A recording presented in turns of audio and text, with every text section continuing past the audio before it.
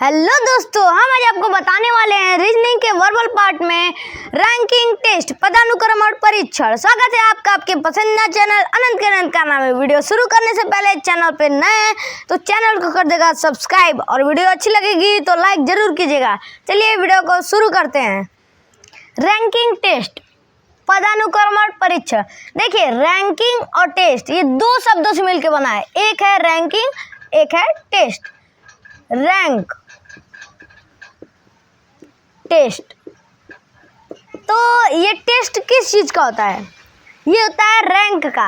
यानी आप किसी भी फैमिली में हैं, उसमें 10 सदस्य हैं और उन 10 सदस्यों का आयु या लंबाई या भार के आधार पर अगर उनको रैंक किया जाए, यानी उनको जो सबसे छोटा है उसे सबसे नीचे, जो सबसे बड़ा है उसे सबसे बड़ा, तो इसे ही कहते हैं रैंकिंग टेस्ट। तो इसमें कई आधार से हम रैंक कर सकते हैं, जैसे लंबाई के आधार पर, चौड़ाई के आधार पर और भार के आधार पर, और कई ऐसे गुण दोष, ऐसे कई चीज़ों के आधार पर आप रैंकिंग टेस्ट कर सकते हैं, यानी रैंक कर सकते हैं। आइए देखते हैं इनके सवाल कैसे आते हैं। क्वेश्चन हमने लिया है, क्वेश्चन क्या है? रोहिणी कला से लंबी है लेकिन मालती से छोटी है, तथा सीता रीना से तो लंबी है पर कला जितनी लंबी नहीं है। यदि ये सभी एक पंक्ति में अपनी ऊंचाई के अनुसार खड़ी हो जाएं, तो मध्य में कौन खड़ी होगी? तो देखिए, क्वेश्चन क्या बोल रहा है उसको हम समझेंगे। रोहिणी कला से लंबी है, इसको कोष्टक में कर लीजिए। रोहिणी कला से लंबी है, कला से लंबी है यानी कला छोटी है, कला से लंबी है। कौन है? रोहिणी है। तो रोहिणी को ऊपर बना लेंगे, इससे हम ऊपर करके इसको रैंक इसका दर्शाएंगे। एक सीरीज को हम डेवलप करेंगे जिसमें हम रोहिणी, कला और मालती, सीता, रीना इनकी रैंक को दर्शाएंगे। और पूछा है कि मध्य में कौन है, तो उस रैंक के आधार पर हम बताएंगे कि मध्य में कौन है। तो इतना तो हो गया। आगे क्या है? लेकिन मालती से छोटी है। तो किसके बारे में कहा गया है? रोहिणी कला से लंबी है, मालती से छोटी है। तो कौन है? रोहिणी है। किससे छोटी है? मालती से। तो मालती इससे भी बड़ी हो जाएगी। अब क्या दिया है? तथा सीता जो है रीना से लंबी है। सीता जो है रीना से लंबी है। सीता यहाँ पर हो गई, रीना से लंबी है तो रीना इससे छोटी होगी, तो रीना सबसे नीचे आ जाएगी। अब क्या बोला है? पर कला जितनी लंबी नहीं है। तो देखिए, बोला है सीता रीना से लंबी है पर कला जितनी लंबी नहीं है। तो कला से जब भी हम बनाएंगे इसको छोटी कर देंगे। छोटी कैसे करेंगे? इसको कला से नीचे दर्शाया जाएगा सीरीज में, तभी इसका रैंक नीचे होगा। अब क्या दिया है? यदि ये सभी एक पंक्ति में अपनी ऊंचाई के अनुसार खड़ी हो जाए। ऊंचाई के अनुसार हमने खड़ी कर दिया। ये इधर सबसे बड़ी, इधर सबसे छोटी। अब देखिए, बोला है खड़ी हो जाए तो मध्य में कौन खड़ी होंगी? मध्य में कौन है? देखिए, 1 2 3 4 5, 2 लोग इधर हैं, 2 लोग इधर हैं। मध्य में कौन है? कला। अब हम देख लेते हैं ऑप्शन क्या है। ऑप्शन ए है सीता, ऑप्शन बी है रीना, ऑप्शन सी है रोहिणी, ऑप्शन डी है कला। तो 3rd नंबर पे है कला, सीता 4th नंबर पे है, तो ये तो बीच में नहीं आएंगे। रीना लास्ट में है, जो सबसे किनारे रहेगा वो बीच में कैसे आएगा? रोहिणी जो कि 2nd नंबर पे है, तो ये बीच में कैसे आएंगी? लास्ट बचा कला जो कि 3rd नंबर पे है, तो ये आ जाएंगी बीच में, मध्य में। ऑप्शन नंबर डी राइट हो जाएगा।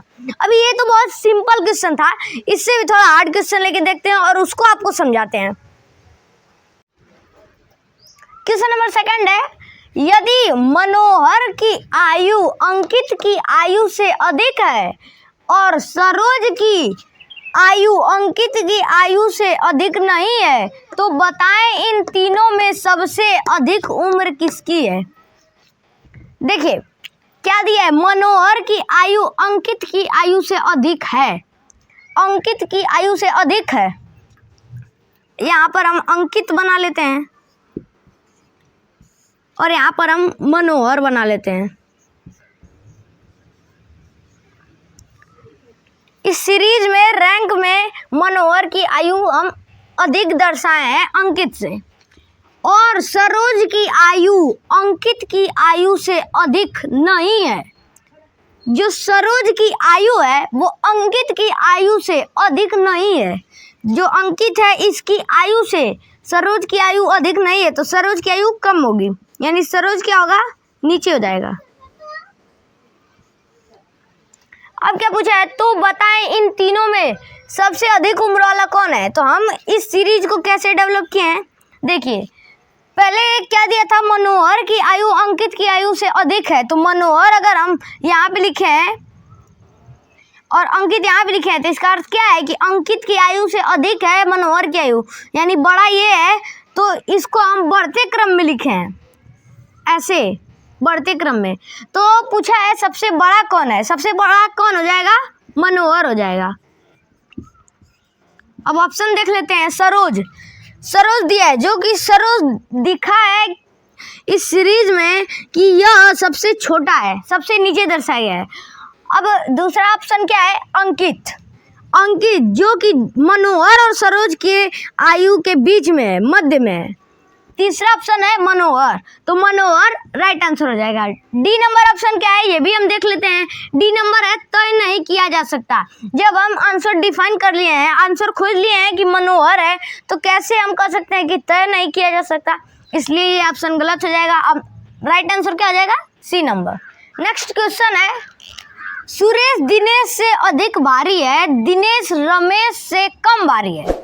सुरेश महेश से कम भारी है, यदि रमेश महेश से अधिक भारी हो तो सबसे हल्का कौन है। अब देखिए सुरेश दिनेश से अधिक भारी है, यानी दिनेश सुरेश से हल्का है। दिनेश से भारी कौन है, सुरेश। अब क्या बोला है, दिनेश रमेश से कम भारी है, यानी जो रमेश है उससे कम भारी है दिनेश, तो दिनेश यहाँ पे है, तो उससे बड़ा हो गया रमेश, यानी उससे अधिक भारी है, तो रैंक में उसको ऊपर रखेंगे, तो इससे नीचे नहीं आएगा। अब हम इसको यहाँ पे भी रख सकते हैं, दिनेश के ऊपर रमेश, और ये भी हो सकता है कि रमेश जो हो सुरेश से भी भारी हो, तो हम उसको इसके भी ऊपर यहाँ पे कर सकते हैं। ये भी हो सकता है कि कोई एक और नाम आ जाए, एक और व्यक्ति आ जाए, उससे भी वो भारी हो जाए, तो इसको हम बाद में करेंगे, यानी दिनेश रमेश से कम भारी है।